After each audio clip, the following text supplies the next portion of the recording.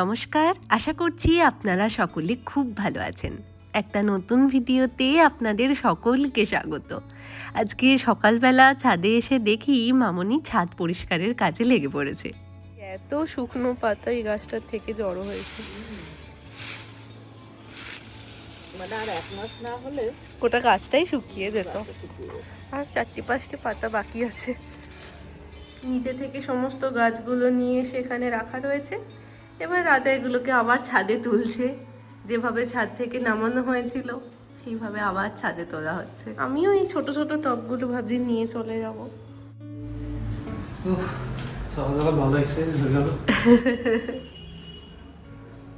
আমিও ছোট ছোট গুলো তুলছি না হয়। মামনি আর রাজা মিলে প্রায় 1 ঘন্টা ধরে গোটা ছাদটাকে কি সুন্দর করে পরিষ্কার করেছে দেখুন। এখন যেন মনে হচ্ছে এই ছাদের ওপরই বসে পড়া যাবে। আজকে শিবরাত্রি, তো এখন ওই সকাল 9টা মতন বাজে। আমি সকাল সকাল উঠে স্নান টান করে নিয়েছি, একটু ছাদে এসেছি রোদে চুল শুকাতে। এবার যাব বাজারে, একটু মিষ্টি একটু ফল এসব নিয়ে আসবো। ফুল মামনি সকালবেলা যখন হেঁটে ফিরছিল তখনই নিয়ে চলে এসেছে। আজকে শিবরাত্রিতে একটু দেরি করে পড়েছে, মানে ওই 5টার দিকে। আমি আর রাজা 5টার সময় ভাবছি একটু জল ঢালতে যাব। আর আজকে আমরা 3জনেই উপোস আছি, মানে উপোস থাকার চেষ্টা করছি, আমি মামনি রাজা 3জনেই। মামনি একটু ক্লান্ত তো সেই জন্য জল ঢালতে যেতে পারবে না আজকে, কালকে যাবে। তা বলে আমি আর মামনি কালকেই সামনের মন্দিরে গিয়ে জল ঢেলে আসবো।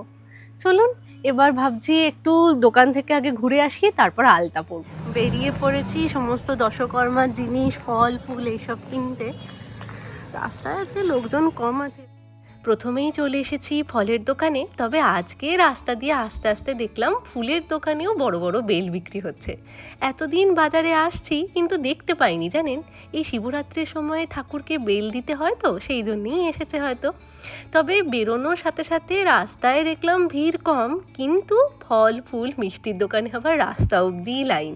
আমাদের পাড়ার যে মিষ্টির দোকানটা সেখানে আর সুযোগ পাইনি, তাই রাজা আমাকে নিয়ে এসেছে অন্য একটা মিষ্টির দোকানে।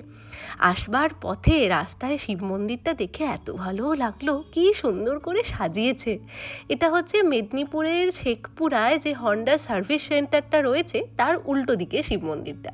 প্রথমে আমরা ভেবেছিলাম এখানেই জল ঢালতে আসবো, তবে এখনই যা ভিড় দেখছি ওই বিকেল 5টা পর্যন্তও মনে হয় আমরা লাইন দিয়ে এখানে সুযোগ পাবো না। চলুন, মিষ্টি কেনা হয়ে গিয়েছে, এবার বাড়ি ফেরা যাক। ঘড়িতে এখন দুপুর 12টা, বসে পড়েছি আলতা পরতে। আগে জানেন আলতা পরবার পরেই দেখতাম এই আলতার রঙটা চারিদিকে খুব মাখামাখি হয়, আর কালারটাও এতটা ভালো থাকে না, একদিনের মধ্যেই সমস্ত কালারটা ধুয়ে যায়। তারপর আমি একটা জায়গার থেকে একটা উপায় জানতে পারলাম জানেন।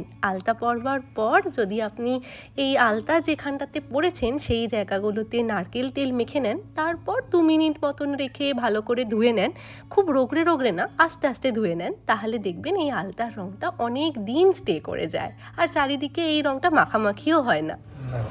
এই পাটা কত ভরা ভরা লাগছে, মনে হচ্ছে আগে পিছনে কেউ আছে।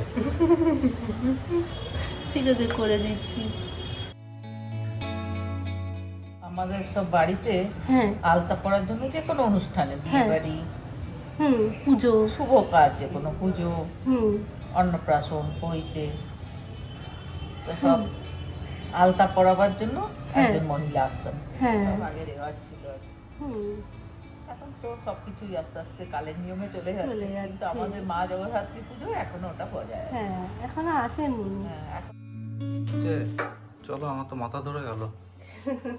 হয়ে গেছে রেডি, আমি শুধু একটা হার পরবো, ব্যাস, তাহলেই হয়ে যাবে। কেমন লাগছে বলো? আজকে লেন্স পরেছি আমি চোখে, ভালো লাগছে।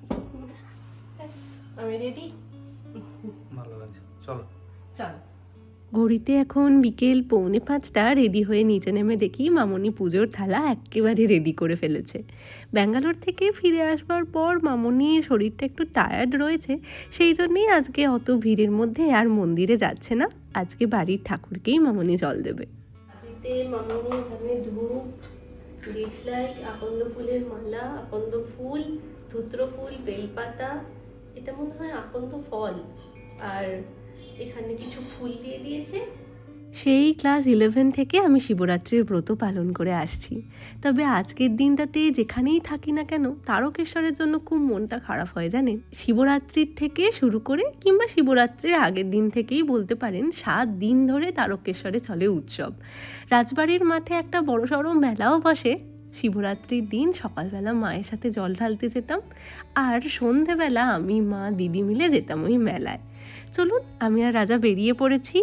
এখন আমরা যেখানে আছি এটা হচ্ছে পুলিশ লাইনের প্যারেড মাঠ। রিভুকে নিয়ে আমরা এই মাঠেই খেলতে আসতাম। তাছাড়া ছোটবেলায় রাজা, বর্দি, চর্দিও অনেক খেলেছে এই মাঠে, মামনি বলে।